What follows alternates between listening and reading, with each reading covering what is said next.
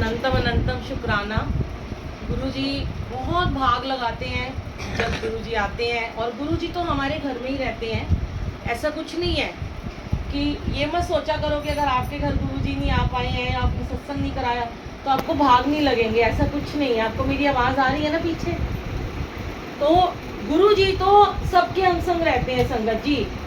वो भेदभाव नहीं करते हैं, बिल्कुल नहीं करते हैं। वो तो देखते हैं कि आप उनको कितना प्रेम करते हो। और आप जब किसी भी सत्संग में जाते हो, आंटी थोड़ा पीछे हो जाओ, जब आप किसी भी संगत जी सत्संग में जाके अटेंड करते हो ना सत्संग को, तो ये मत सोचा करो कि आप कौन सी आंटी या अंकल के घर में गए हो।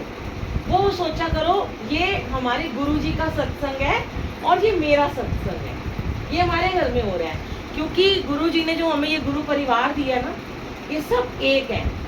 एक जोत से सब जग उपजिया, कौन भले कौन मंदे, कुदरत के सब बंदे। तो जब उन्होंने कोई फर्क ही नहीं करा तो हम कौन होते हैं करने वाले? जब गुरु के दरबार में बैठते हो, जिस दिन आपने गुरु को दरबार को अपना समझना शुरू कर दिया ना, उस दिन आपकी सारी मैं खत्म हो जाएगी और उस दिन आप लोग डिसिप्लिन में रहना भी शुरू हो जाओगे। क्योंकि जिस दिन आपके मन में अगर ये वाला भाव आ गया ना कि ये हमारे घर में सत्संग हो रहा है और अगर हम बातें करेंगे, हम डिसिप्लिन को मिसमैनेज करेंगे, इधर उधर झांकेंगे या लोगों को डिस्टर्ब करेंगे, तो मुझे ब्लेसिंग नहीं मिलने वाली है। क्योंकि बड़े भागों से मैं आज यहाँ, चाहे आप रोज सत्संग कराते हो, चाहे आप रोज जाते हो, हर सत्संग की, हर एक दिन की, हर एक पल की, हर एक मोमेंट की एक अलग ही ब्लेसिंग होती है। चाहे मैं कहती हूँ आप दिन में 4 सत्संग में क्यों ना जाते हो, और हो सकता है आप 4 दिन में जाते हो सकता है आप 4 महीने में भी ना जा पाते हो, और हो सकता है आप कभी भी ना जा पाते हो। लेकिन जिस घड़ी सत्संग में जाते हो वो घड़ी अपने अंदर उतार लोगे तो बार बार जाने की भी आवश्यकता नहीं है। अगर नहीं टाइम है तो, अगर समय है और पता चलता है कहीं पे सत्संग हो रहा है तो तुरंत भाग जाया करो। ये मत सोचा करो किसने मुझे बुलाया नहीं बुलाया, वो मुझे जानता है कि नहीं जानता। पर जैसे ही सत्संग में आते हो, ना इधर देखो ना उधर देखो, सिर्फ मालिक को निहारा करो। एक नजर में उनको अपनी नजरों में उतार लो। कोई जरूरी नहीं है कि आपको दरबार में ही बैठने का मौका मिलेगा। अब जिस हिसाब से लोगों के घर बनाए हैं गुरुजी ने, उसी हिसाब से तो दरबार बनेगा। सारे तो एक कमरे में ही ना समा सकते। तो जब आपने मत्था टेका, मैं कहती हूँ आपको कोई भी चीज गुरुजी की नजर आ जाए, चाहे एक फूल ही क्यों ना नजर आ जाए, चाहे उनके चरण क्यों ना नजर आ जाए, चाहे गुरु नानक देव जी, चाहे शिव जी, चाहे गुरुजी की गद्दी, चाहे गुरुजी का दुपट्टा, चाहे गुरुजी का स्वरूप, कुछ भी जो एक नजर में देख लिया उसको आंखों में उतार के, और जहाँ आपको सेवादार बिठाए वहां जाके बैठ जाओ, दर्शन होंगे। गुरु आपको गुरुजी नहीं दिख रहे ना, पर गुरुजी को तो आप सब दिख रहे हो। और आपको पता है गुरुजी कहते हैं मैं सबसे पीछे बैठे वालों को सबसे पहले ब्लेस करता हूँ, क्योंकि वो तो मुझे देख ही नहीं पा रहे हैं। तो वो गुरुजी खुद आपके अंदर आके विराजमान हो जाते हैं। मैंने अभी आपको क्या कहा कि अगर होता क्या था अभी कुछ टाइम पहले से, जब हम भी सेवा में जाते थे, कि जैसे ही सत्संग खत्म होता है और चिल्लम चिल्ली मचनी शुरू हो जाती है कि पता नहीं ये 2 घंटे आंटियां कैसे बिताती हैं। गुरुजी अपने समय में भी एक ही बात कहते थे सारी संगत को कि मैनू आंटियां बड़ी चंगियां लगदियां, बहुत पसंद है मुझे आंटियां। पता है क्यों? इसलिए नहीं कि वो आंटियों को वैसे वाला पसंद करते थे। वो कहते हैं कि गुरुजी कहते हैं आंटियां इतनी भोली होती हैं कि वो हमेशा अपने परिवार का और अपने बच्चों का ही सुख मांगती हैं, वो कभी अपने लिए कुछ नहीं मांगती। तो मैं उन्हें सबसे पहले ब्लेस करता हूँ। पर गुरुजी ने फिर एक बात साथ में कही अपने मंदिर में बैठे हुए कि मैं एना दा उद्धार करन आया वहां, और एना आंटियां दा उद्धार सिर्फ मेरे ही हथों होना है। कि जो ये इतनी बड़बड़ बकबक करती है ना, इनको मैंने ही चुप कराना सिखाना है। इनमें एक ही कमी है कि ये बोलती बहुत है, और दूसरी कमी है निंदा चुगली बहुत करती है। तो ये 2 चीजें पहले छुड़ाई आंटियों की गुरुजी ने, तब उनको अपनी संगत बनाया।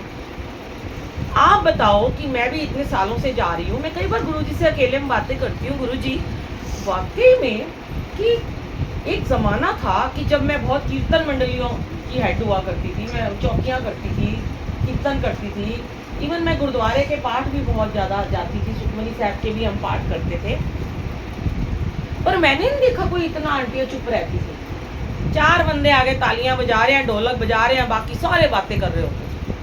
लेकिन आज गुरुजी ने हमें क्या बना दिया, सोचो, जब ऐसा गुरु जीवन में आता है तो दुनिया बदल जाती है, जीवन ही बदल जाता है। तो जब इन्होंने हमारा जीवन बदल दिया, अब बदल तो दिया, वो तो मेहनत कर रहे हैं हम सबके ऊपर, हर एक पे एक अलग अलग मेहनत कर रहे हैं। उन्होंने हर एक के अंदर के हर इंसान कीचड़ में डूबा हुआ है, दलदल में डूबा हुआ है। उन्होंने एक एक पत्थर को, हीरे को, पत्थरों को तराश के हीरा बनाया, कीचड़ों में से निकाला हमें, कमल बना दिया। तो जब मालिक इतनी मेहनत करते हैं हमारे ऊपर, तो एटलीस्ट हमें कुछ तो उनका ध्यान रखना चाहिए ना संगत जी। क्या दे सकते हैं उन्होंने क्या मांगा? चुप का दान। जो इम्पॉसिबल था उन्होंने उसको पॉसिबल करके दिखा दिया। कब से सृष्टि चली आ रही है और कब से मुहावरे और कविताएं, वो सुरेंद्र शर्मा जी कितनी औरतों पे कविताएं गाते थे, बुराई करते थे हमेशा औरतों की, और दुनिया में हर एक यही कहता था कि ये बहुत बोलती है, बहुत बोलती है, चुप नहीं होती है। तो आज गुरुजी ने हमें हमारे इम्पॉसिबल को पॉसिबल करके दिखा दिया कि देखो हम भी चुप रह सकते हैं। हमारे में इतनी शक्ति डाल दी कि हम 2 घंटे के ऑरा में चुप रहते हैं।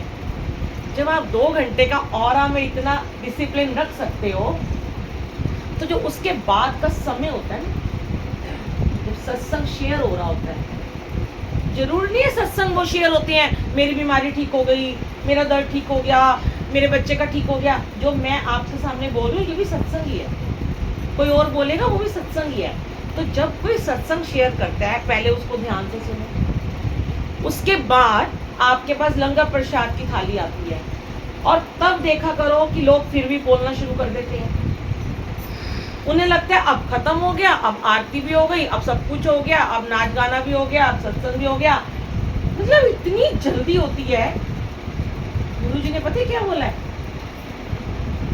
सत्संग खत्म होने के बाद, लंगर प्रसाद होने के बाद भी अपने घर जाने तक चुप रहा।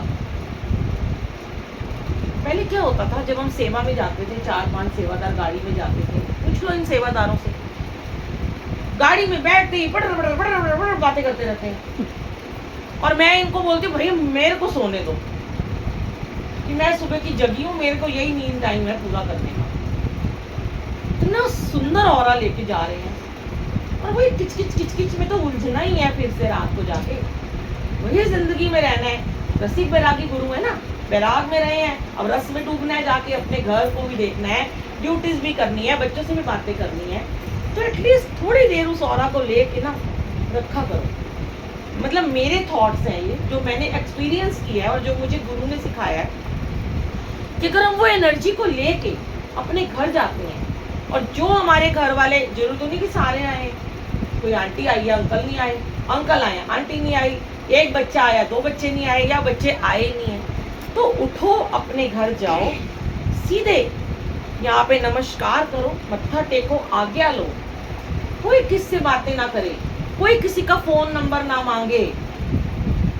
कोई किसी को देख लेता है, भाई अरे तेरा तो मेरे को नंबर ही नहीं है, मैं बड़े दिन में तेरा नंबर ढूंढती पई सी, फिर उसका नंबर लेने बैठ जाते हो। ये सब बातें मत करो, सीधे घर जाओ, अपने बच्चों को, अपने अंकल को, अपनी बूढ़ी माँ बाप को जाके ब्लेसिंग दो। कैसे देनी है? उनका हाथ पकड़ लो, उनके गले लग जाओ, आपकी एनर्जी उनको ट्रांसफर हो जाएगी। पता है आपको कितनी बड़ी ब्लेसिंग दोगे आप उनको। पर आप करते क्या हो? इधर उधर एक दूसरे से बातें करके वो सारी एनर्जी जो लेते हैं ना, वो सब खत्म। तो ऐसे सत्संग में जाने का कोई फायदा नहीं। फिर तो आप बोलो कि मैं घर बैठ के ही सत्संग करूँ तो ज़्यादा अच्छा है। जब हम गुरु की कृपा मिल रही है और हम अपने आप को सुधार ही नहीं पा रहे हैं, तो हम कौन से गुरुजी वाले हैं? और वैसे कहते रहते हैं हम तो गुरुजी वाले हैं, हम तो गुरुजी वाले हैं। जो गुरुजी वाले होते हैं ना, वो गुरु की बात को मानते हैं। गुरुजी ने कभी ये ज्ञान नहीं दिया था सच बात है। लोग कहते हैं गुरुजी तो बोलते ही नहीं थे, गुरुजी तो की कहने जा, चला जा, आ जा, बह जा, तेरा कल्याण किता, जैश कर, तो तेरा काम हो जाएगा, इतना ही बोलते, सबको पता है। लेकिन जब गुरुजी के टाइम पे जो संगत वहां सेवा करते थे, वो कैसे ये सब सिखाते थे जो आज हम बोलते हैं, क्योंकि गुरुजी उन्हें सिखाते थे ये बातें। जब गुरुजी देखते थे कि सेवादार गलती करता है तो गुरुजी उसको तुरंत टोक देते थे कि ऐसे नहीं, ऐसे करते। वो पता नहीं चलता था, संगत को नहीं पता चलता था। कहते हैं ना, माँ बाप होते हैं ना, बच्चे ही गलती होती है। कुछ माँ बाप होते हैं संगत सबके सामने टोक देते हैं बच्चों, कुछ होते हैं चुपके से जाके टोकते हैं। तो गुरुजी किसी किसी को कर्म कटवाने के लिए तो संगत के बीच में ही डांट देते थे, और किसी किसी को अकेले में डांट देते। तो जब वो भी उनके तरीका है कर्म कटवाने का। अब जैसे यहाँ बच्चे शोर मचाते हैं तो हम बोल देते हैं बेटे चुप हो जाओ, बेटे चुप हो जाओ, नहीं मान रहे। मैं एक बात आपको बताऊं, जब मम्मियाँ अपने बच्चों को छोटों को लाती है, लाना चाहिए, मैं कभी नहीं कहूँगी मत लाओ, क्योंकि जब बच्चों को लाओगे नहीं तो पता कैसे चलेगा गुरुजी कैसे ब्लेसिंग देते हैं। लेकिन उनको धीरे धीरे उनको तराशो, उनको समझाओ कि बेटा यहाँ पे चुप रहना होता है, और अगर फिर भी आपका बच्चा ना माने तो उसको अलग जगह पे ले जाओ, ताकि बाकी सब ना डिस्टर्ब। क्योंकि देखो पता नहीं कौन सी संगत किस अपनी परेशानी को शेयर कर रही है मालिक से, कौन सा कोई शुक्राना कर रहा है, कौन कोई अपना दुख शेयर कर रहा है, और आप उसको डिस्टर्ब करे जा रहे हो। और एक बात और जो हमेशा ही कहती हूँ, आज यहाँ तो इनके घर तो पहली बार आई हूँ, कि कभी भी अपना स्थान मत दिया करो। जैसे कि आप कह रहे हो कि मेरी जगह बैठ जाओ क्योंकि आंटी को शायद जरूरत है, नहीं, या तो आप पहले ही ऊपर ना बैठते। अगर आपको लगता है कि भाई उन किसी और को सोफे पे बैठना चाहिए तो आप पहले ही नीचे बैठ जाओ। ये नहीं कि आप कोई कह रहा है तो इधर, ऐसे तो अगर एक एक को उठाते जाएंगे, वो अपनी जगह बिठाता जाएगा, सारे डिस्टर्ब होंगे। तो जिसको जहाँ स्थान मिले, मैं तो एक ही बात कहती हूँ, कोशिश करो नीचे बैठो, लेकिन अगर जगह की कमी है तो फिर आप बेड पे बैठ जाओ। मेरे को बड़ा अच्छा लगा कि यहाँ पे इतनी सारी आंटियों ने कहा कि हम तो नीचे बैठेंगे, और उन बेचारों को जगह नहीं मिली, फिर वो बेचारे नीचे ही बैठे हैं, बना ली उन्होंने अपने लिए जगह। हाँ, बहुत मजबूरी है, वैसे तो यहाँ कोई मजबूरी का नाम है ही नहीं है। इस दरबार में ये घुटने सब यहीं बैठने से ही ठीक होते हैं, इस दर्दें सारी यहीं बैठने से ठीक होती हैं, ऊपर बैठने से नहीं ठीक होती हैं। तो क्योंकि जहाँ आए हो ना, ये तो डॉक्टर है हमारे सुपर स्पेशलिस्ट, अब इन्हीं के सामने नहीं अगर अपना ठीक करवाओगे तो कैसे कराओगे। पहले आपको ब्लेसिंग मिली, आपने गुरबानी को सुना, उसने आपकी अंतरात्मा को क्लीन किया, साफ किया, पॉलिश किया, वो जूठा बर्तन, गंदा बर्तन जो भांडा है साफ कर दिया। फिर आपको जल मिला, उस जल अमृत ने आपको और निर्मल कर दिया, आपके मन की मैल को निकाल दिया। फिर आपको चाय प्रसाद मिला, और जो भी आपको स्नैक्स प्रसाद मिला, वो प्रसाद ने आपके माइंड में जितनी भी गंदगी थी उसको साफ कर दिया। फिर उसके बाद आपको गुरबानी सुनी आपने और शुक्राना हुआ तो आपको कड़ाह प्रसाद मिला। अब कड़ाह प्रसाद क्या होता है? सचखंड का प्रसाद। मैं बड़ी हैरान हो रही थी कि जब मैंने यहाँ से कड़ाह प्रसाद बांटना शुरू करा तो मुझे लगा डोंगा जो कैसरोल था वो बहुत बड़ा है, तो मेरे को लगा प्रसाद बच जाता है, आज मैं थोड़ा ज़्यादा दे देती हूँ, तो मैंने यहाँ तक तो ज़्यादा दिया। जब मैं दोबारा प्रसाद लेने गई तो देखा उसमें थोड़ा सा ही था, और सबसे पहले वो राधा आंटी को तो एक सबसे बड़ी मुट्ठी भर के प्रसाद की मिली, और वो हैरान हो गई। और मैं उस टाइम हंसी, मैं क्या गुरुजी भी तो पता नहीं चलता था किसी को मुट्ठियाँ भर के क्या ब्लेस करते हैं। अब हो सकता है किसी को मीठा पसंद नहीं है, शुगर है, कुछ भी है, और गुरुजी उसको देते थे डबल 4 गुना उसको ठीक करने के लिए, फिर बाकी सबको थोड़ा थोड़ा मिला। हम नहीं होते कुछ भी करने वाले, ये करवाते हैं, इनकी लीला है।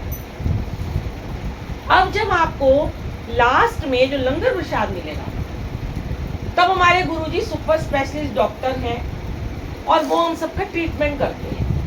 अब आप बताओ, अगर आप किसी हॉस्पिटल में जाते हो, किसी बड़े बड़े मैक्स में या फोर्टीज में, जो बड़े बड़े हॉस्पिटल हैं, वहाँ जाते हो, आपने देखा है वहाँ पे लिखा होता है साइलेंस प्लीज, हर जगह लिखा होता है, और जरा सा बोलते हो नर्स कहती है वहाँ पे सुई भी गिरे तो आवाज़ आती है।